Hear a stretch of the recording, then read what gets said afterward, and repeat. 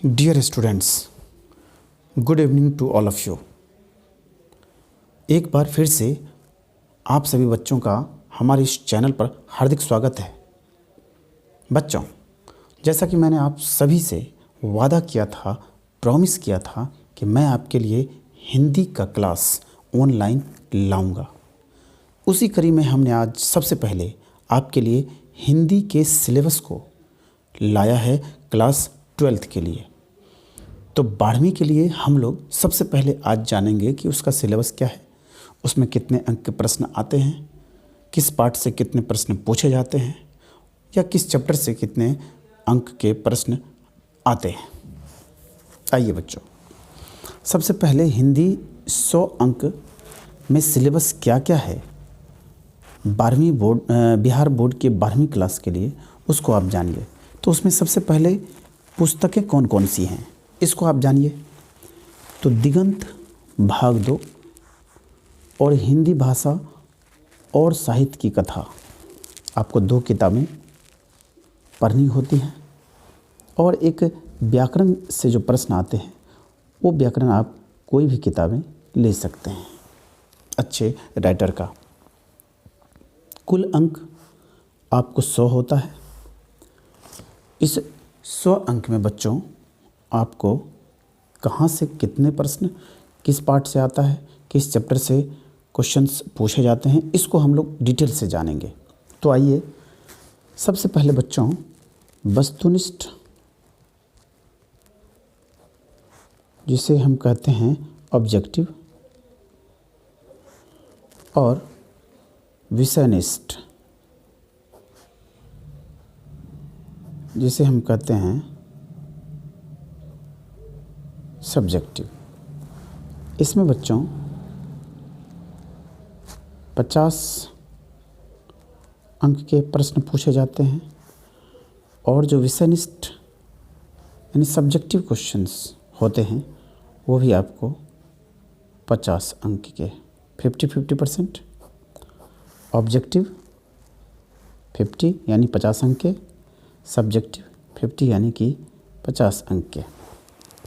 Clear? आइए, objective हम लोग जानते हैं कि वो कहाँ कहाँ से कितने अंक के प्रश्न पूछे जाते हैं। वस्तुनिष्ठ जो प्रश्न आते हैं, कहाँ से प्रश्न आते हैं और कितने प्रश्न पूछे जाते हैं। तो सबसे पहले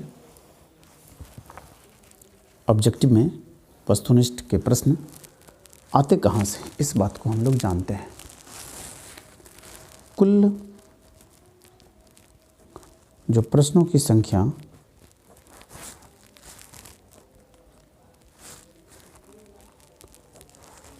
आपको रहती हैं वो है 60।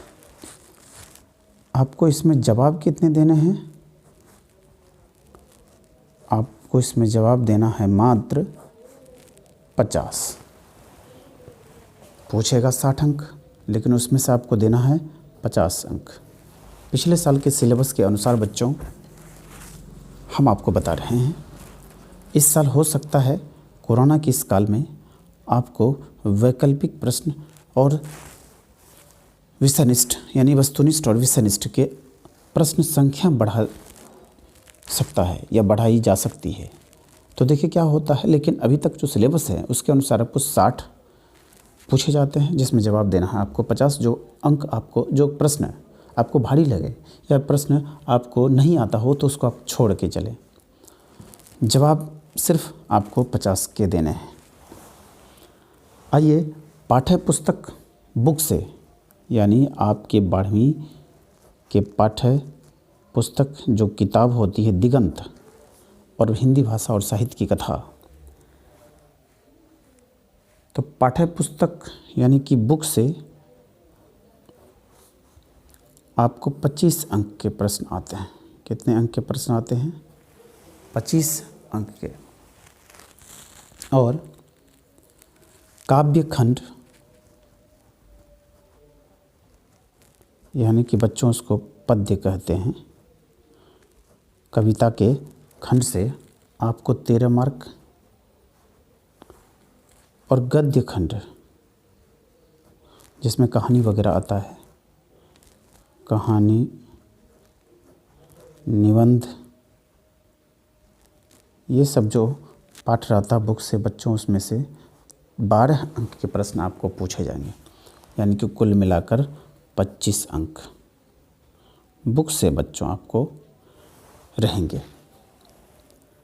आइए अब हम व्याकरण में देखते हैं कि कौन से पाठ से कितने प्रश्न पूछे जाते हैं। तो सबसे पहले संधि आपको पूछते हैं, 5 अंक के प्रश्न पूछे जाते हैं। दूसरा है समास, जो आपको 5 अंक के लगभग ये भी पूछे जाते हैं। लिंग निर्णय, स्त्रीलिंग पुल्लिंग बच्चों, ये आपको 2 से 3 नंबर के पूछे जाते हैं। उपसर्ग प्रत्यय से बच्चों 4 अंक के प्रश्न आते हैं लगभग। संज्ञा और सर्वनाम से 2 अंक के प्रश्न आते हैं, संज्ञा सर्वनाम से। और विशेषण, एडजेक्टिव से आपको लगभग 2 अंक के प्रश्न आते हैं। और बच्चों शब्द से आपको लगभग 1 अंक या 2 अंक, 1-2 अंक बच्चों आगे पीछे होता रहता है, उसके लिए कोई बात नहीं। तो आपको और भी कुछ चैप्टर हैं जिनसे आपको प्रश्न पूछे जाएंगे। आइए आपको कहाँ से कितने प्रश्न आते हैं वो आपको हम सिलसिलेवार ढंग से बताने की कोशिश कर रहे हैं। शब्द के से 1 अंक, पर्यायवाची शब्द, इसमें अपने 7 नंबर तक आपने जान लिया। 8वां नंबर में आइए बच्चों, पर्यायवाची शब्द आपको 1 या 2 अंक। मुहावरा आपको कितने नंबर के, 1 या 2 अंक के। अनेक शब्दों के लिए, अनेक शब्दों के लिए 1 शब्द,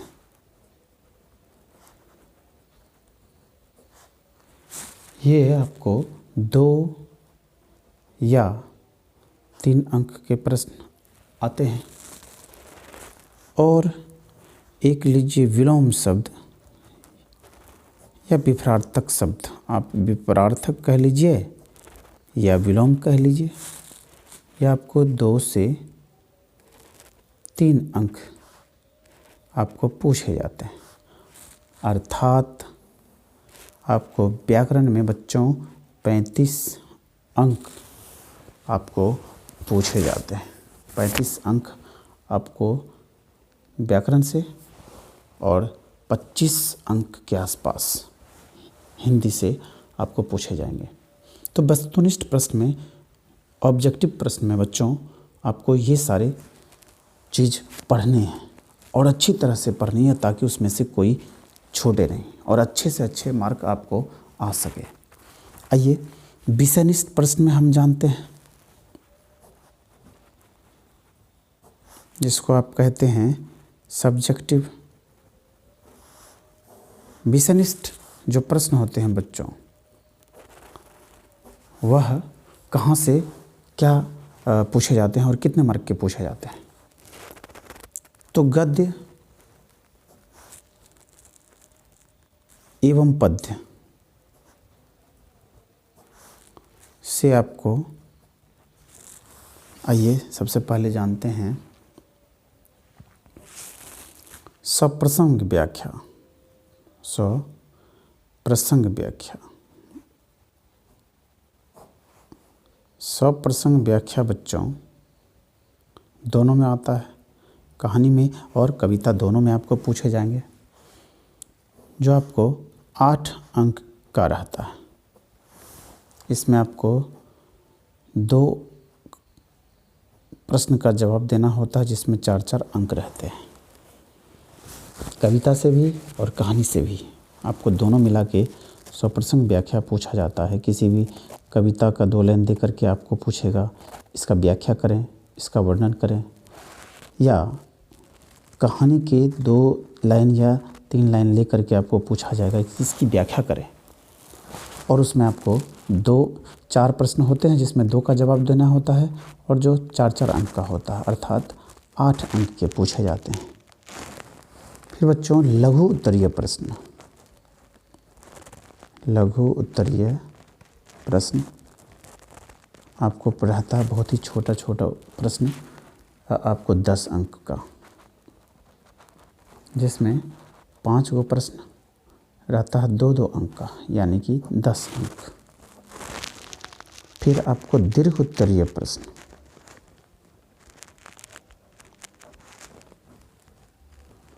किताब से पूछे जाते हैं 15 अंक का। यह आपको 3 प्रश्न पूछे जाएंगे 5-5 अंक का,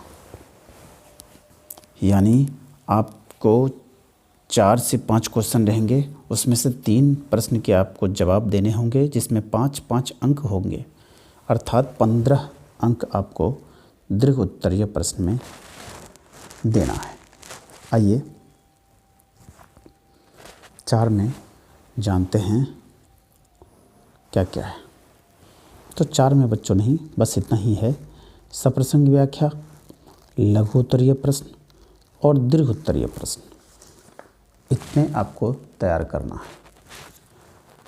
व्याकरण से बच्चों क्या क्या प्रश्न पूछे जाते हैं, आइए इसको हम लोग जानते हैं कि व्याकरण से कितने प्रश्न आते हैं। आइए अब हम देखते हैं व्याकरण में जो है उसके सब्जेक्टिव भाग को। व्याकरण एवं संरचना से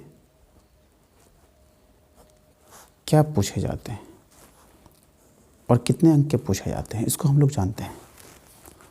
तो बच्चों व्याकरण एवं संरचना, जिसको आप ग्रामर एंड कंपोजिशन कहते हैं इंग्लिश में, उसमें हम लोग सबसे पहले जानेंगे कि निबंध आपको किसी भी टॉपिक पर पूछा जाएगा लगभग 8 अंक का, जैसे टेलीविज़न, जैसे नारी शिक्षा, जैसे अनुशासन, आपका प्रिय शिक्षक वगैरह वगैरह टॉपिक पे आपको निबंध पूछे जाएंगे 8 अंक के।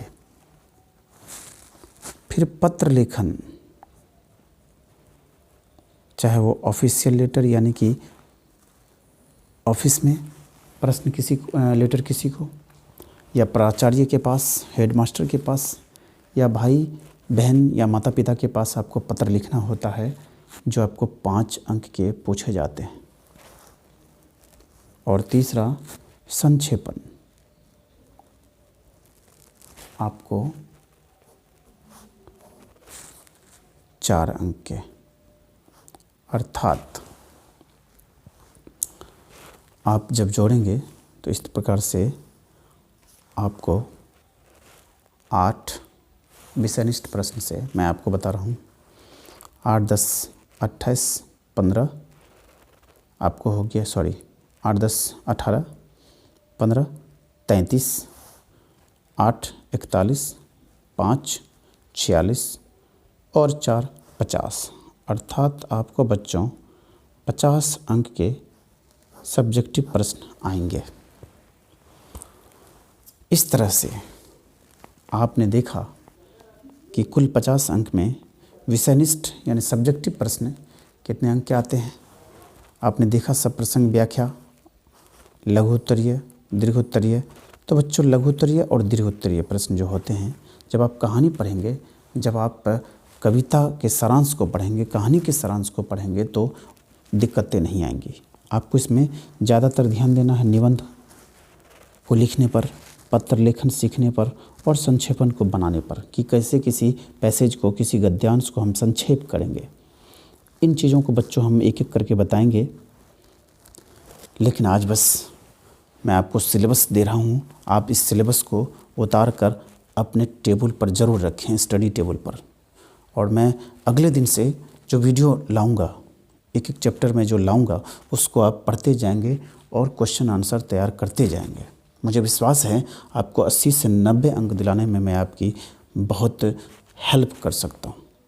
मैं आपको निश्चित रूप से विश्वास दिलाता हूँ कि रेगुलर वीडियो जब आप देखेंगे तो आपको निश्चित रूप से एक अच्छी तैयारी, एक अच्छे मार्क्स के रूप में आपको फल मिलेंगे। तो बच्चों, आज बस इतना ही। मैं कुमार भास्कर आप सभी बच्चों का एक बार फिर से अंत समय में धन्यवाद देना चाहूँगा कि आपने समय निकालकर इस वीडियो को देखा। आप न सिर्फ वीडियो को देखिए बल्कि इसको अमल भी कीजिए। हिंदी और इंग्लिश जो है बच्चों एक रोचक सब्जेक्ट है, एक इंटरेस्टिंग सब्जेक्ट है। इसको थोड़ी सी मेहनत करें तो आप अच्छे अंक से पास करेंगे। इसी विश्वास के साथ मुझे आज इजाज़त दीजिए। एक बार फिर से मैं नेक्स्ट वीडियो को लेकर आपके सामने, आपके दरवाजे तो नहीं कह लीजिए, आपके सामने मैं हाजिर हो जाऊंगा। आपके सामने मैं उपस्थित होने की कोशिश करूंगा। आज बस इतना ही। अब आप मुझे इजाज़त दीजिए। मैं एक बार फिर से नेक्स्ट वीडियो को लेकर आपके सामने उपस्थित होऊंगा। तब तक के लिए गुड बाय, सब्बा खैर और शुभ रात्रि। धन्यवाद।